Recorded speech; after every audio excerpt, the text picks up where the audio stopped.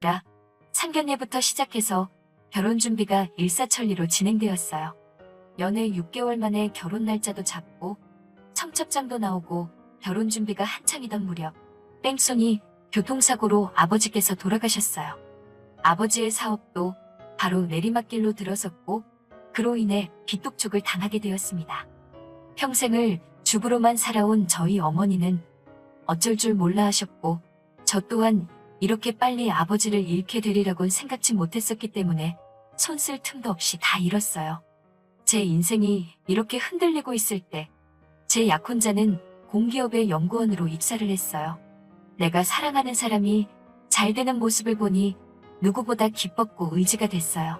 그러던 와중에 갑작스러운 시어머니의 호출로 저는 시어머니와 따로 만나게 되었어요. 시어머니께 집안 사정을 솔직히 말씀드렸어요. 시어머니는 괜찮다 하시면서도 이제 자기 아들이 좋은 곳에 취직을 하니 주변의 기대도 크고 보는 눈도 많아졌다며 신경 좀 쓰라고 하시더군요. 그러면서 예단 목록이 적힌 봉투를 건네주셨어요. 씁쓸하더라고요. 집에 돌아와 친정 엄마와 함께 예단 목록을 확인해보니 고급 외제차에 예단비만 3억을 요구하더라고요. 그러면서 강남 아파트 한 채 값은 어렵더라도 반반은 부담했으면 좋겠다는 당부의 말씀까지. 제 여동생은 이 결혼 깨자는 거 아니냐며 어이없어하고 화를 내더군요. 결혼할 생각이 없는 것 같다면서요. 저는 다음날 약혼자를 만나 시어머니가 주신 예단 목록을 보여주며 이거 자기도 알고 있었냐고 물었어요. 그러자 약혼자는 어머니가 예단으로 이렇게 해오라고 하셨어? 그렇구나. 근데 다들 이 정도는 하지 않아? 라며 갈등 없이 준비했으면 좋겠다고 자리를 피하더군요. 그날 이후로 약혼자와는 연락하기가 점점 어려워졌어요. 항상 제가 회사에 찾아가고 연락하고 그랬죠. 왜 연락하기가 이렇게 힘드냐고 하면 매번 약혼자는 진급한 지 얼마 안 돼서 그런 건데 이해를 왜 못 해주냐고 짜증을 내더군요. 그러던 어느 날 우연히 친정 엄마가 여기저기 전화를 걸어 돈을 빌려보려고 하시는 걸 듣게 되었어요. 제 예단을 어떻게든 해주고 싶으셨던 거죠. 그렇지만 엄마의 그런 모습을 보니 차마 더 이상 이 결혼을 하겠다고 우길 수가 없었어요. 그래서 시어머니를 만나 이 결혼은 어려울 것 같다고 말씀드렸어요. 그러자 시어머니는 그렇다면 어쩔 수 없지 않니? 그래도 청첩장 돌리기 전에 말해줘서 고맙다며 자리를 일어나시더군요. 조금의 아쉬움도 보이시지 않는 시어머니를 보니 이게 시어머니가 원하시던 거라는 걸 알 수 있었어요. 그날 밤 엄마에게 나 이 결혼 안 한다고 했으니까 돈 안 빌려도 된다고 하자 엄마는 돈은 어떻게든 해볼 테니 걱정 말고 결혼하라고 하시는 거예요. 저는 이제 더 이상 돈이 문제가 아니라고 더 매달리면 우리만 불쌍해진다고 소리치고 말았습니다. 그렇게 며칠을 방에서 혼자 미친 사람처럼 멍했다 울었다를 반복한 것 같아요. 야속하게도 제 약혼자는 미안하다는 카톡 한 번 남기고 더 이상 연락조차 없더군요. 그러다 저는 병원에 결국 실려가고 말았습니다. 이런 모습을 다 지켜본 제 여동생은 분을 삭히지 못하고 제 약혼자에게 전화를 해서 제가 지금 병원에 실려갔다고 이거 전부 다 인터넷에 올려서 얼굴 못 들고 다니게 해줄 거라고 했다더군요. 그래서인지 제 약혼자가 제 병원에 왔어요. 어쩔 수 없이 온 것 같은 그의 모습이 실망스러웠지만 그래도 그를 놓을 수가 없더군요. 그리고 이런저를 다 지켜본 어머니는 그날 이후로 돌아가신 아빠가 남긴 유일한 재산인 집을 팔았습니다. 엄마는 저에게 집 팔아서 네 예단해줄게. 가서 행복하게 살아. 엄마는 그거면 된다고 말씀하시고 저는 엄마에게 이 결혼 안 하겠다고 말 못해서 미안하다며 그날 우리 둘 서로를 끌어안고 한참을 울었네요. 그렇게 퇴원과 동시에 저와 약혼자의 결혼 준비가 다시 시작되었어요. 시어머니는 떨떠름해 하시는 게 눈에 너무 보였고 여전히 약혼자와 연락은 어려웠지만 그래도 여차저차 결혼식을 올렸네요. 신혼여행 이후 더 황당한 일들이 시작되더군요. 신혼여행에 다녀온 그날 밤 시어머니께 인사를 드리고 방에 들어가 쉬려고 하는데 시어머니가 저에게 홀어머니랑 같이 살면서 신혼부부가 한 방에서 사는 건 예의가 아니라는 말도 안 되는 소리를 하시면서 각방을 쓰라고 하시더군요. 저는 어이없는 표정으로 남편을 쳐다봤는데 남편도 어머니 말씀도 일리가 있다며 본인 방으로 홀랑 들어가 버려 우리는 졸지에 각방을 쓰게 되었습니다. 게다가 시어머니께선 저에게 청소와 요리, 모든 집안일을 요구하셨어요. 여자가 집을 깨끗이 해놔야 남자가 밖에서 승승장구를 할 수 있다는 주장을 하시면서 말이죠. 저는 더 이상 이 결혼에 어떤 말도 나오는 걸 원치 않았기 때문에 최대한 어머님이 요구하시는 모든 걸 해내려고 죽기 살기로 노력했어요. 하루 종일 노예처럼 일만 했네요. 어머님은 그 흔한 로봇 청소기도 쓰지 못하게 하셨고 걸레질과 설거지도 꼭 제가 제 손으로 해야 직성이 풀리시는 것 같더군요. 그런 와중에도 소중한 아이가 저를 찾아왔습니다. 임신을 했다는 소식을 전하면 남편이 얼마나 좋아할까, 시어머니가 나를 달리 대해주지 않을까, 그런 기대도 들더라고요. 하지만 저희 임신 소식을 들으신 시어머니는 저에게 축하의 말씀은 고사하고 이제 아이를 핑계로 내 아들 목을 옥죄려고 하냐며 폭언을 하시더군요. 집안일도 전혀 줄지 않았어요.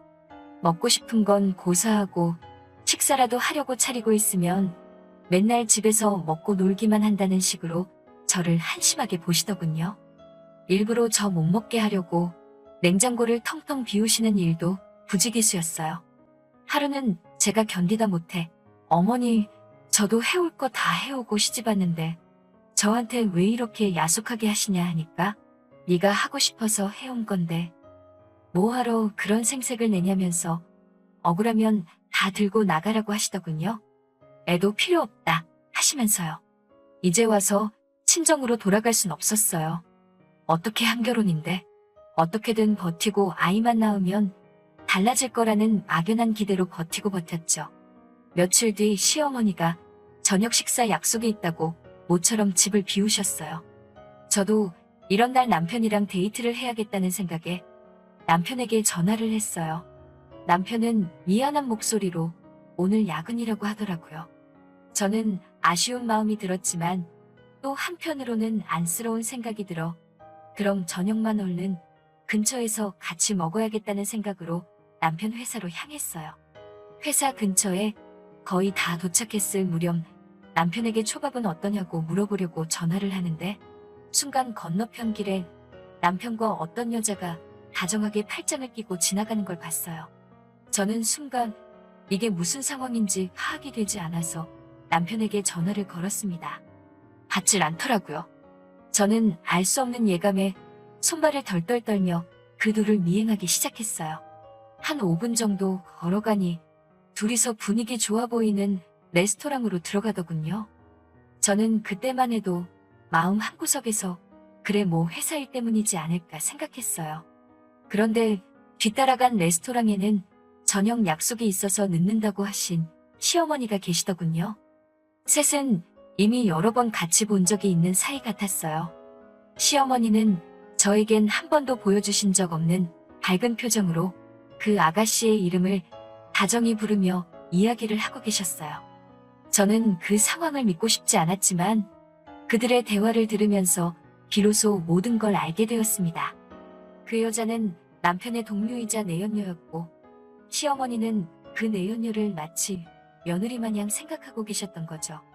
시어머니는 우리 아들이 너를 먼저 만났어야 하는데 찰거머리 같은 저를 만나서 청춘을 낭비하고 있다며 혀를 차시더군요.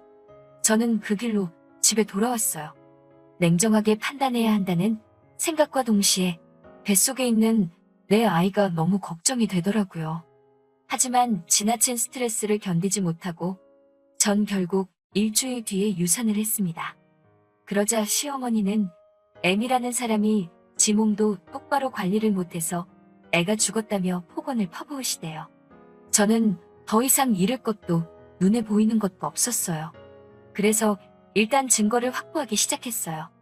시어머니도 남편도 제가 외도를 눈치챘다는 걸 모르고 있었기 때문에 저는 일단 흥신소에 의뢰를 했습니다.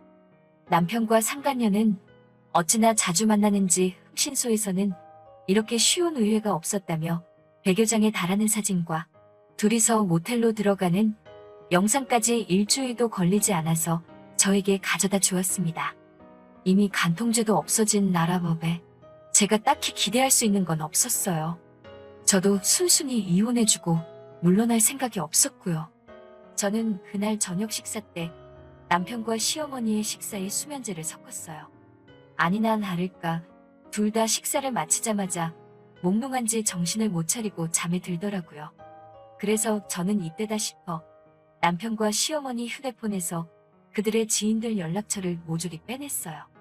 그리고 어머님이 보관하시던 집 문서를 챙겨서 도망쳤어요. 그리고 그날 저녁 그 집을 나와 호텔에 가서 방을 잡았어요. 그리고 남편의 연락처를 보고 남편의 가까운 친구 몇몇과 상간녀에게 두몇 놈의 사진을 뿌렸습니다. 시어머니, 지인분들 몇몇에게도 그 사진을 뿌렸지요. 그 다음날 아주 제 전화기에 불이 난 것처럼 난리가 났더군요. 남편과 시어머니가 번갈아가며 저한테 미친 듯이 전화를 하고 문자를 보내고 화를 냈다가 빌다가 아주 난리도 아니대요. 그래서 저는 남편한테 자꾸 이러면 이번에는 당신 직장 동료들한테 뿌릴 거라고 나 건들지 말라고 경고한 뒤 시어머니한테 전화를 했어요. 시어머니께는 집 그거 내 명의로 해달라고, 그렇지 않으면 이 사진들을 당신 아들 회사 홈페이지에 올려서 아들 출세길 다 막을 거라고 소리소리 질렀습니다. 저희 시어머니 아주 아들 출세를 위해서라면 목숨도 내놓으실 양반이거든요. 역시나 약발이 들더라고요. 그 길로 호텔 카페로 오셔서는 벌벌벌 떨며 도장을 찍어주시던걸요. 그렇게 그 강남 아파트는 제 것이 되었습니다. 그렇게 집에 다시 돌아오니 남편이 자기 화를 못 이겨 집에서 씩씩대고 있더군요. 시어머니도 아들이 옆에 있어서 그런가 다시 기세가 등등하고. 근데 저는 더 이상 무서울 게 없었거든요. 그래서 제가 남편한테 나는 이혼할 생각 없다. 그리고 이 집도 당신만 제 정신 차리면 내가 공동명의로 해줄 수 있다고 말했어요. 매사 계산하기를 좋아하는 그 인간은 제 말에 혹해서는 그럼 알겠다. 그 여자랑 헤어질 테니까 자기를 다시 한번 믿어달라고 하더라고요. 남편이 출근하고 나면 이제 전세가 역전이 되었어요. 제가 하던 일들을 다 시어머니께 맡겼죠. 어차피 저랑 남편이 결혼하기 전에는 시어머니가 하시던 일이 큰 일도 아니지 않나요? 저는 임신한 상태에서도 했는걸요? 뭐가 그렇게 억울하신지 결국 하루는 저한테 빽소리를 지르시다가 그대로 쓰러지셨어요. 바로 119를 불러 병원에 모셔갔는데 품이 와서 반신을 못 쓰게 되신 거죠. 제가 원래 이렇게 지독한 사람이었던 걸까요? 저는 이때다 싶었어요. 기다렸다는 듯 모든 사진을 제가 가진 남편의 모든 연락처에 전부 다 보냈습니다. 그리고 그 상간녀에게도 네가 가장 행복한 날 내가 다 망쳐놓을 거라고 익명의 문자를 보냈습니다. 그리고 마지막으로 시어머니를 아무도 모르게 요양원으로 모시고 집을 팔아버렸어요. 소문에 의하면 지금도 남편이 저를 찾아 헤매고 있는 것 같더라고요. 이렇게까지 했어도 마음 한켠에 남은 응어리가 사라지질 않네요. 저 정말 나쁜 사람인 걸까요? 오늘 사연은 여기서 끝입니다. 긴 이야기 들어주셔서 감사합니다. 좋아요와 구독 눌러주세요. 사연 요청 및 제보 받습니다.